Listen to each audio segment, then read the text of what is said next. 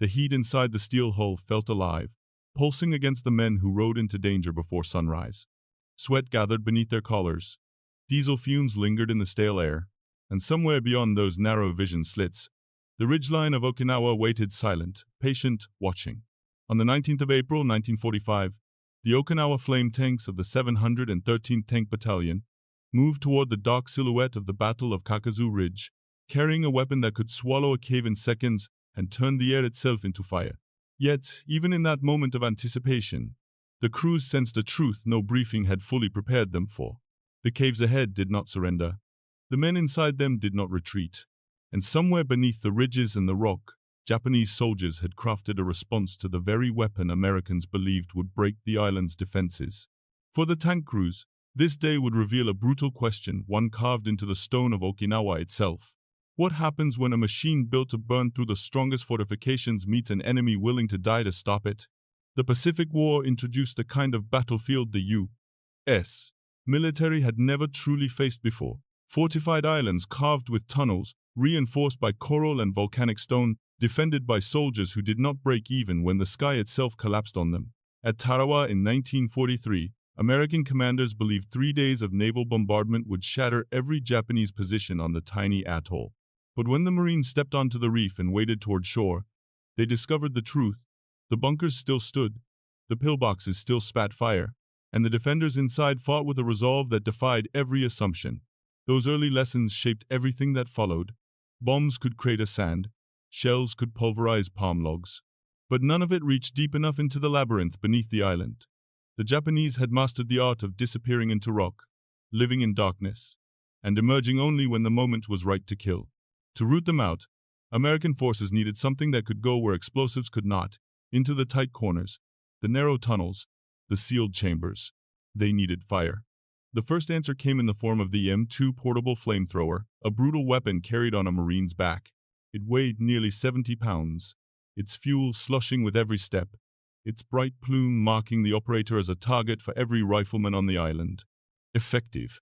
Yes, terrifying to those inside bunkers, but its operators rarely survived more than a single engagement. Men burned out pillboxes only to be cut down moments later by hidden machine guns. The weapon solved one problem and created another. It killed the enemy, but it killed its wielder too. It was here that a new idea began to form, far from the front lines, in the workshops of Schofield Barracks in Hawaii, where Colonel George F. Unmacht studied the brutal mathematics of the Pacific. If the flamethrower could not survive in the open, then it needed armor, steel plates, tracks, and an engine strong enough to push fire directly into the heart of a fortified position. With the help of Navy Seabees and chemical warfare specialists, Unmacht began converting light tanks into mechanized flamethrowers. The first of them, the M3 Satan, was crude by later standards. Limited fuel capacity, modest range, and a design cobbled together under urgent timelines. But on Saipan and Tinian, it proved something essential. A tank-mounted flamethrower could do what no bomb or shell could reach inside the caves and force defenders to choose between running into waiting rifle fire or dying where they stood. This evolution set the stage for everything that came next. As the war pushed toward Peleliu, Iwo Jima, and finally Okinawa, fire became not just a weapon, but a strategy, one that would ultimately shape the grim work of the 713th Tank Battalion. The unit built entirely around Okinawa flame tanks, and the bloody lesson they would learn at the Battle of Kakazu Ridge. By the autumn of 1944, the Pacific War had entered a new and far more brutal chapter. The Japanese High Command understood that the old pattern, meeting the Americans on the beaches, counterattacking in desperate waves, had become predictable and catastrophically costly. At Peleliu, Colonel Kuno Nakagawa abandoned tradition entirely. Instead of dying gloriously in the surf, his men vanished into the jagged coral heights of the Umabrogo Mountains, a place the Marines would come to know simply as Bloody Nose Ridge. There, in the dark folds of ancient limestone, Nakagawa constructed a defensive system designed not to stop the Americans, but to bleed them. 500 caves, dozens of tunnel networks, steel doors angled to deflect grenades and resist direct flame, hidden artillery positions, kill zones layered so precisely that every ravine channeled attackers into invisible rifles. For the Marines, the reality became clear within days. This would not be a battle measured in yards gained, but in lives spent. What had once been a straightforward advance now became siege warfare, fought under a blistering sun, across ridges sharp enough to split boots, with water so scarce that thirst became a second enemy. Into this nightmare came the flame tanks. Colonel Harold Buckey, Harris, hardened, methodical, and unshaken by the terrain, organized an approach as relentless as the island itself. Bulldozers pushed forward to reshape the battlefield, sealing caves with earth and coral. Flame tanks advanced with infantry escorts, creeping toward cave mouths and pouring napalm into openings that once seemed untouchable. Fire curled through tunnels. Oxygen vanished. Defenders who had survived naval bombardments, artillery barrages, and waves of infantry now faced a weapon that reached them where they had once believed themselves invincible. And the Japanese watched. Peleliu taught them a truth as powerful as any weapon. Flame tanks were devastating only when closely protected by infantry. The moment that escort was stripped away by mortars, by machine guns, or by the terrain itself, the tanks became slow, blind, and terribly vulnerable.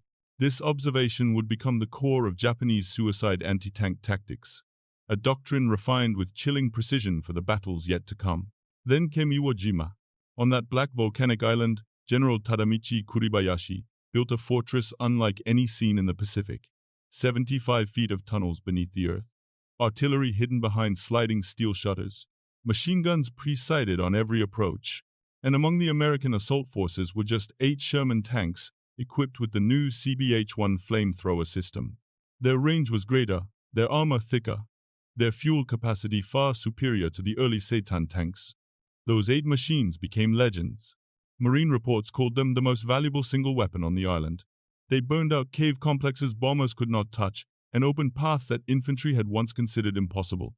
Even then, though, their value highlighted a growing fear. If the Japanese could ever isolate a flame tank, if they could ever strike it without infantry nearby, the loss would be catastrophic. That fear would be realized on Okinawa, where the 713th Tank Battalion and its Okinawa flame tanks confronted the perfected form of a doctrine designed to kill them at any cost. And nowhere would the consequences be harsher than at the Battle of Kakazu Ridge. By the spring of 1945, the war had reached the doorstep of Japan itself, and Okinawa became the final proving ground for both American firepower and Japanese resolve. Lieutenant General Mitsuru Ushijima, seasoned by campaigns in China and Burma, studied the failures of Saipan, Peleliu, and Iwo Jima with a cold, disciplined eye. He understood what those earlier commanders had not. Meeting the Americans head-on was suicide. The only viable strategy was depth layer after layer of interconnected tunnels, reverse slope artillery, hidden machine gun nests, and terrain engineered to slow, break, and punish every American advance. This vast fortification was known as the Shuri Line, and it would become one of the most formidable defensive systems the United States ever encountered. It was against this backdrop that the 713th Tank Battalion, the world's first and only battalion composed entirely of Okinawa flame tanks, entered the fight. Born from the 42nd Armored Regiment and reshaped at Schofield Barracks, the unit received 54 Sherman tanks stripped of their 75mm guns and rebuilt around Ronson flamethrower systems.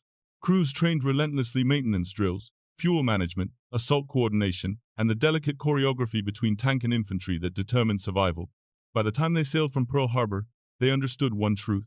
A flame tank could save lives, but only if supported by soldiers willing to walk beside it into the fire. The Japanese understood this too. By Okinawa, their doctrine of Japanese suicide anti-tank tactics had become frighteningly refined. Anti-tank guns fired first, targeting flame tanks above all else. Mortars and small arms then drove infantry escorts to cover, stripping tanks of their eyes and ears. And when the moment came when the tanks stood alone, suicide squads emerged from spider holes, cave mouths, and carefully camouflaged pits. Satchel charges slammed onto engine decks. Magnetic mines clung to hull plates. Soldiers ran beneath grinding treads, pulling fuses with the calm of men who had already accepted death. Nowhere was this more brutally demonstrated than at the Battle of Kakazu Ridge on the 19th of April 1945. The 713th was ordered to sweep around the left flank, meet infantry on the far side, and crush the ridge from behind.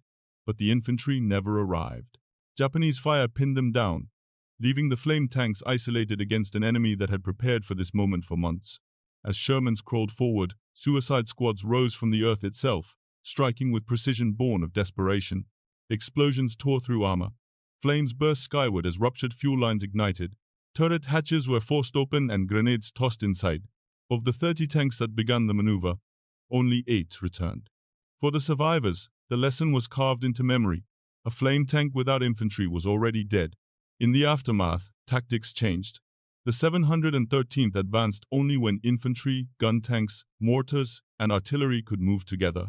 The approach became methodical: flame, collapse, seal, what General Simon Bolivar Buckner would call blowtorch and corkscrew. Yet even with these adaptations, the cost remained staggering on both sides. Napalm consumed caves. Explosives folded tunnels into the earth. Thousands of defenders died where they hid, and thousands more were buried alive by collapsing stone.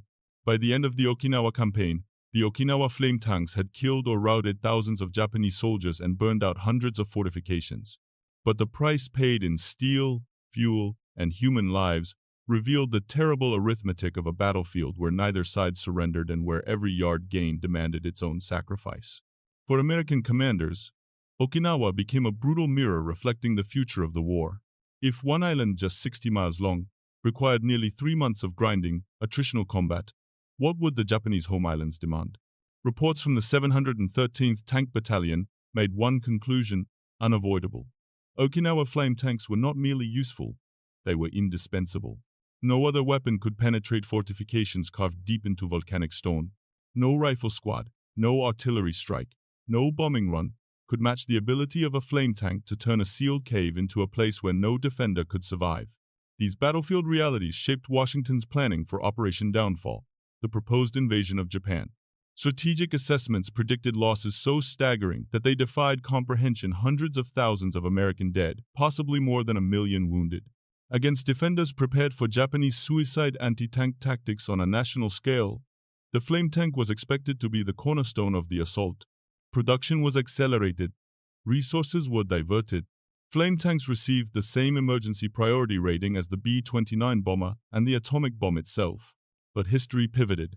In August 1945, 2 atomic blasts ended the war before Operation Downfall could begin. The hundreds of flame tanks prepared for the invasion remained in storage, their crews knowing that, had events unfolded differently, they would have led assaults into the most heavily defended terrain Japan had ever built. The psychological weight of that knowledge lingered long after the war ended. Globally, the aftermath of Okinawa triggered a re-evaluation, quiet but profound, about the moral and strategic cost of weapons designed to burn human beings alive. The US military continued using mechanized flamethrowers in Korea and Vietnam, where the M67 Zippo burned through jungle positions. Yet, public sentiment was shifting. By 1978, without international pressure or treaty obligations, the United States voluntarily ended flamethrower use. The weapon that had once been hailed as essential for saving American lives was now seen as a symbol of a darker chapter in warfare, a line modern armies chose not to cross again. Still, the strategic lessons endured. Flame tanks had revealed the limits of conventional firepower against underground defenses. They had shown that courage alone on either side could not overcome terrain engineered for annihilation. And they had exposed the truth that military leaders carry forward. Technology can shape a battlefield, but its cost is always measured in the lives it changes, saves, or ends. Long after the guns fell silent, the ridges of Okinawa remained carved with the memory of what happened there. Grass eventually covered the scars, and the wind softened the jagged outlines of the old fortifications. But the stories of men inside steel hulls and men inside darkened caves never truly faded. For the soldiers of the 713th Tank Battalion, the island became a place where fire was both a weapon and a burden. A tool that saved countless American lives, yet demanded a cost they carried long after the war ended. The Okinawa flame tanks had done what no other armament could. They reached into the bones of the island, into tunnels that swallowed explosive force and returned it with silence. They pushed through kill zones engineered to stop entire regiments, and at the Battle of Kakazu Ridge, they confronted the perfected form of Japanese suicide anti-tank tactics, a strategy born from desperation and refined through every island campaign before Okinawa. Flame met resolve, steel met sacrifice, and the battlefield became a place where neither side could retreat from what they believed duty required. In the decades that followed, historians would look back at these machines, these Pacific War flamethrowers, and see not only their tactical value, but also their moral weight. They were devastating, irreplaceable, and unforgettable. But they also forced uncomfortable questions about how war is fought and at what point necessity crosses into something harder to name. The United States eventually answered that question in 1978, when it ended flamethrower use not by treaty but by choice. The battlefield had changed. The conscience of a nation had changed with it. Today, travelers walk the quiet paths near Shuri Castle, reading names etched into memorial stone. American Japanese Okinawan. The earth that once burned now rests beneath open sky. And somewhere in that stillness lies the legacy of the 713th, of the defenders who faced them, and of the fire that once defined a generation's most brutal lessons. The question that lingers is not about the weapons themselves, but about us.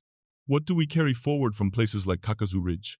What do these stories ask of us as inheritors of their history?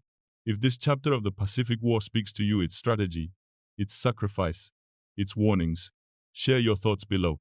And if you value exploring the battles that shaped our world, consider joining us for the next journey into the history behind the fire, the steel, and the choices that changed everything.